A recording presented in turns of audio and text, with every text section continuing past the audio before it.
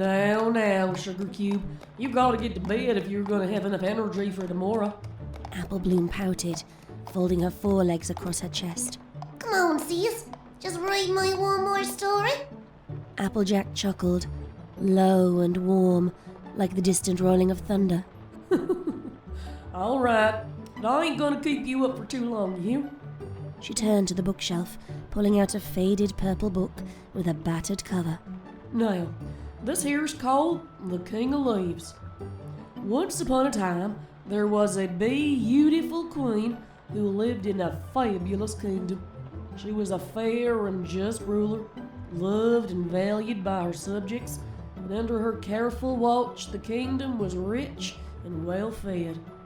The queen had a daughter that she loved dearly, more than anything else in the world. The queen's daughter was young and eager, with eyes wider than any dinner plate in the whole royal palace. She had a penchant for exploring, and it was said that there weren't a thing in the world that could keep her from a good adventure, for better or worse.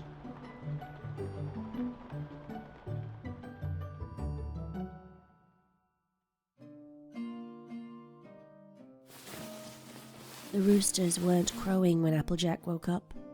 She shot up in her bed, tossing off the quilt that Granny Smith had made last winter, and whipped her head toward the window in a panic. The sun had already risen, and its golden beams were stretching out towards her. Consort it! She swore, leaping from her bed. Oh, did the Timberwolves get to him again? Mike, you up? There was no reply. Must be up already. What time is it? Applejack snapped her hat onto her head and tore down the stairs, mentally running through the list of chores she had to do. She paused at the front door, glancing into the kitchen. The blinds were strangely drawn, casting dark, eerie shadows across the room. Her ear twitched as she detected a faint dripping noise, but she quickly realized it was coming from the sink. Oh, consort it! Applejack went over to it and fiddled with the knob, yanking on it several times. The faucet continued to drip, and Applejack let out a huff of air. Gonna have to get a wrench and deal with this later. Shooting daggers at the faulty plumbing, Applejack trotted out of the kitchen and stepped onto the porch. But before her hooves hit the ground, her blood ran cold. What? Mike? Several steps ahead of her, on the path to the orchard, Big Macintosh was floating. His massive body was suspended several feet in the air, back facing the ground and head tilted backwards. Her brother dangled as if he were a puppet on a string, his legs splayed out at odd angles. Mike? Mike? Applejack ran closer, her eyes wide as they soaked in the scene. A wagon full of fruits lay below him, tossed on its side. Apples rolled around beneath her hooves, bobbing up and down in shallow puddles as she skidded to a halt, looking up at him. Big Mac's eyes were wide open, staring yet empty.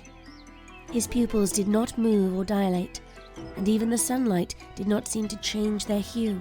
Applejack narrowed her own eyes and realized that he was not completely still.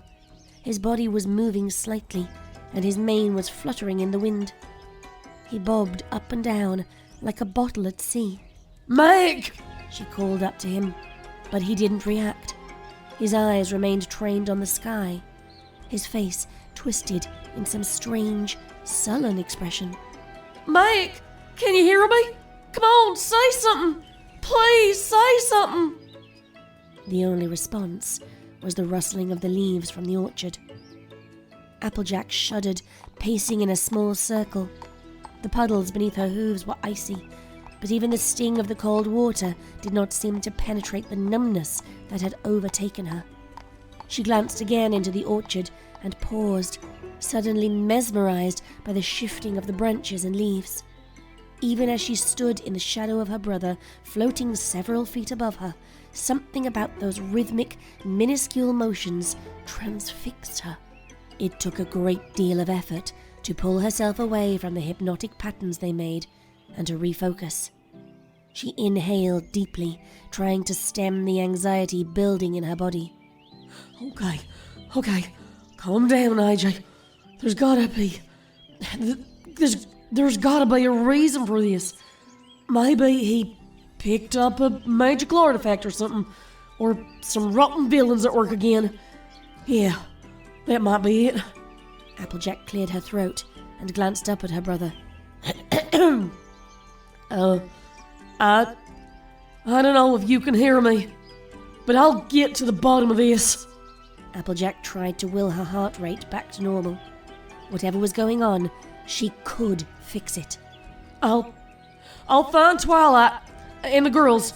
We'll fix this together. I'll fix it. Applejack turned and headed for the town, but she had only taken a few steps before she froze again. Oh, sweet Celestia. Miles above Ponyville, where no earth ponies had the business of being, floated dozens of rigid, motionless ponies.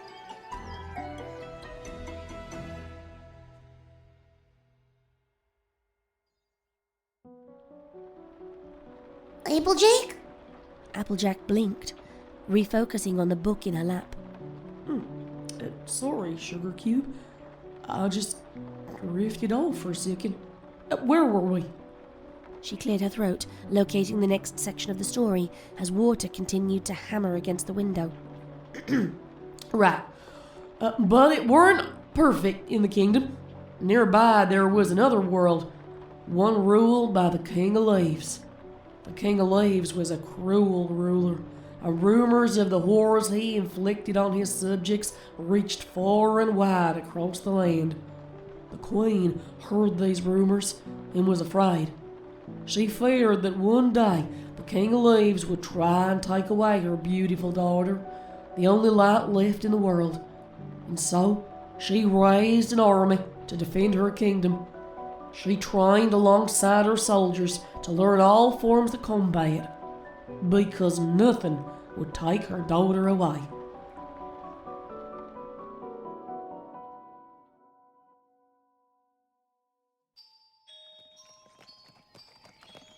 Applejack had long given up on trying to control her racing heart. It was beating furiously, and blood pounded in her ears and thudded in her veins. Anxiety gnawed at her, and every couple of steps she could not help but look up at the sky. But it was clear that the floating ponies were not just Pegasi lounging around. Their limbs were rigid and protruded at strange angles, and their empty, dead eyes looked nothing like the warm, welcoming ones she had known for years. Those around the outskirts of town were floating at various heights, some to the point where their features were almost indecipherable. Their faces were turned up to the sky, mouths open and barely moving, just like Big Mac had been. Several times on her trip, Applejack had stopped to fight back tears, heaving in deep breaths and wiping her eyes clear. Her stomach churned as her mind echoed a single question. What could have caused this? As she drew closer to the town, another anomaly quickly became apparent. The small, isolated puddles had become a virtual river. It had started at her fetlocks, but by now it was up to her knees, and Applejack could only hope that it would not get any higher. She paused at the threshold of the farmer's market.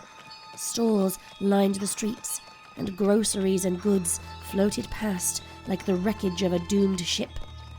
As she carried on down the road, she saw some of the merchants bumping up against the roofs of their stalls, their reflections shimmering in the water below.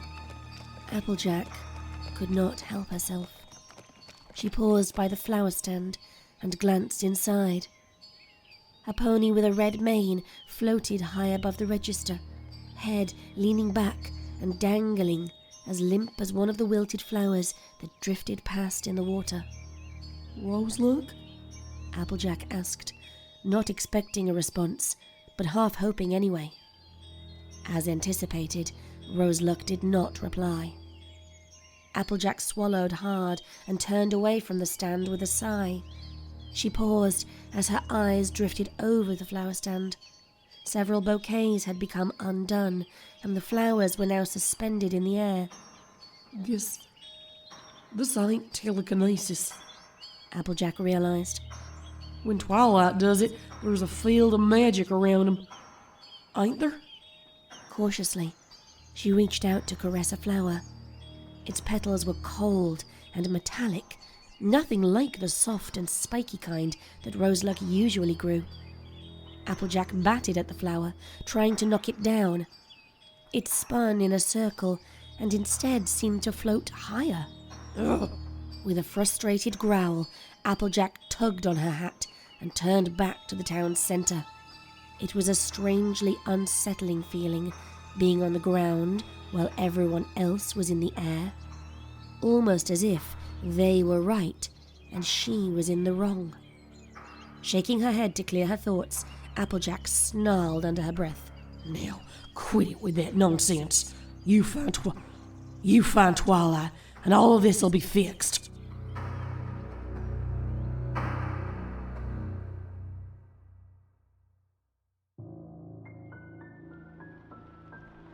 Now, at first, the Queen's subjects thought this was ridiculous. They didn't see the King of Leaves as a big deal. They thought that maybe the Queen was just paranoid, but she disagreed. Was it so wrong to want to keep her daughter safe? Applejack. Applebloom poked her head up from beneath her covers as rain beat down against the window. I don't think I like this story. Oh, nonsense.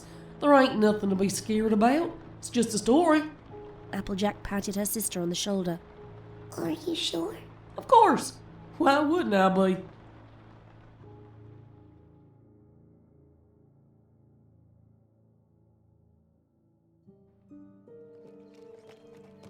Find Twilight, find Twilight, find Twilight. Applejack repeated the phrase under her breath, keeping her eyes as low as she could without bumping into anything.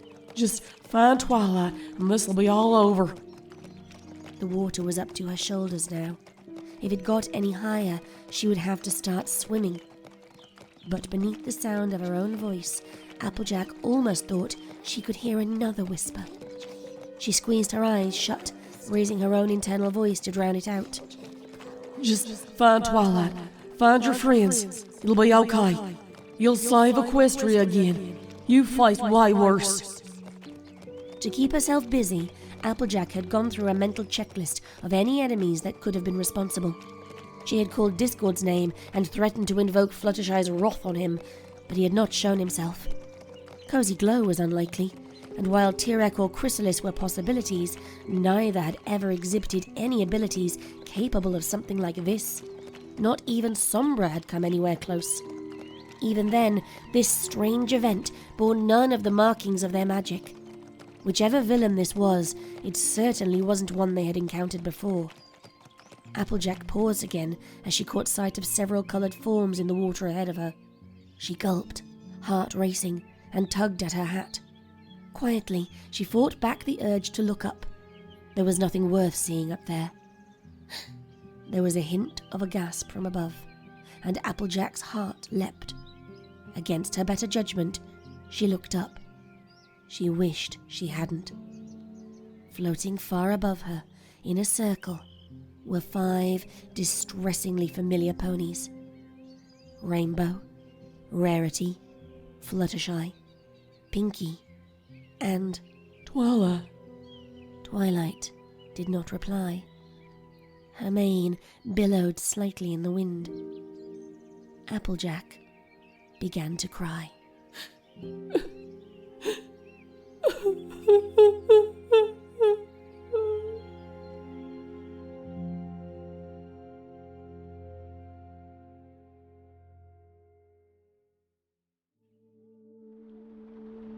And then, one day, the worst happened. The Queen's daughter disappeared. The Queen was distraught, inconsolable. She knew in her heart that the King of Leaves was responsible, but no one would believe her. They shied away, refusing to rally to her cries.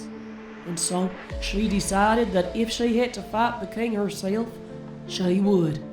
Nothing would keep her from her daughter. Because she was the queen, she was powerful. She was strong. She was unstoppable. Nothing would keep her away from the thing most important to her. Applejack, please. Even if she had to fight the world itself. Get it together. Applejack hissed, swiping at her eyes. God darn it.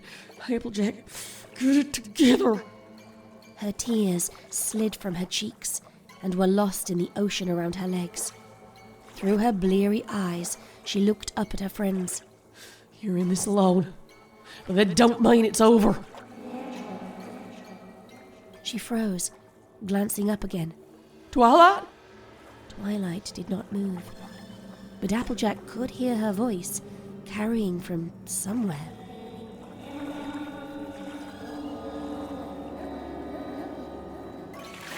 Applejack leapt to her hooves with a gasp, sending drops of water flying about. Twilight, where are you? She looked up with eyes full of hope, but her look quickly turned to despair when she noticed something. Rainbow's head was level with a nearby lamppost a few minutes ago. Now, her entire body was the same height as the town hall's weather vane. Applejack glanced to her right, noticing the stone fountain adorning the town centre protruding from the water. She climbed it hastily as Twilight's voice continued to fill the town.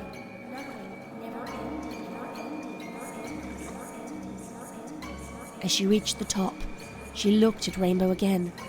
Her chest was now the same level as the lamppost's peak, confirming her fears. They were indeed floating higher. Wait, please! Applejack cried, extending a hoof toward her friends. She slipped, and her chin hit the side of the fountain. She felt a cold sensation wash over her, and realized that the water was also rising. Wait! There was no reply.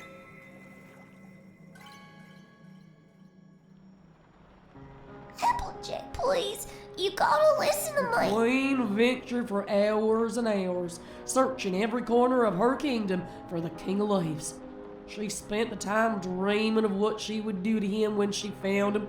How dare he take something so bright and pure from her life? How dare he drive a nail into the world and laugh as it slowly bled away before him? Applejack, please. Please, Applejack, stop. The book trembled in her hooves. A drop of red hit the page, but Applejack did not stop reading. She felt betrayed that her friends wouldn't help her, and betrayed that they would leave her alone and shun her. The candlelight in the room flickered as the rain pounded on the window. She would find him. She would kill him. She had to. She had to. She had to. Applejack! The window shattered into a million tiny pieces, and the water rushed in.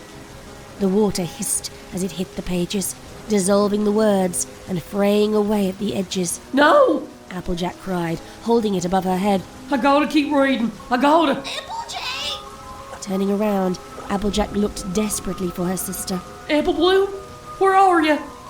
She only saw the hint of a face before it vanished beneath the waters. A storm, Applejack. Twilight's voice returned with venom. Applejack glanced up to see her friends above her, eyes turned down toward her while glowing white with emptiness, flash flooding from the Everfree. No! I gotta. The book had disintegrated from her hooves. There's gotta be someone to be. There's gotta be something to do. Some stupid villain to put down. Someone has to be responsible. Twilight's hoof reached for her. You need to let go. I'm sorry, but you need to let go. Applejack was tempted to reach for it, but she hesitated, even as the water rose up to her chin. Her face hardened. I can't. Twilight floated higher and higher and higher until she was just a tiny purple dot on the horizon.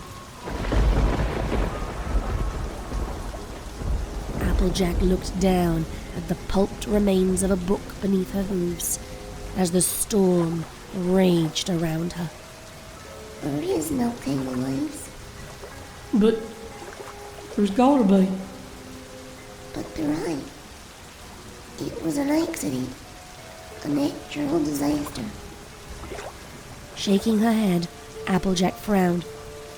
But I can't accept that. There's gotta be something I can do. They're right. I'm truly sorry. Applejack began to turn the page, but her hoof could not grip the corner. It shook and trembled violently, fighting off her attempts to control it. Twilight, does it get easier? I can't say that it does. It'll hurt, but you need to let go. Please, Applejack. Let us help you. I can't. Applejack answered. The book slid away from her lap and hit the floor with a thud. I miss her too much. And y'all keep floating away from me, and I just can't catch you. Even as tears began to trail down her cheek, Applejack slowly stood up. She slid onto the bed, leaning over and kissing Apple Bloom on the forehead. She raised the sheets up to her chin and gently lay down, pressing her head above her sister's and hugging her tightly. I ain't ever gonna let go. There was a flash of lightning.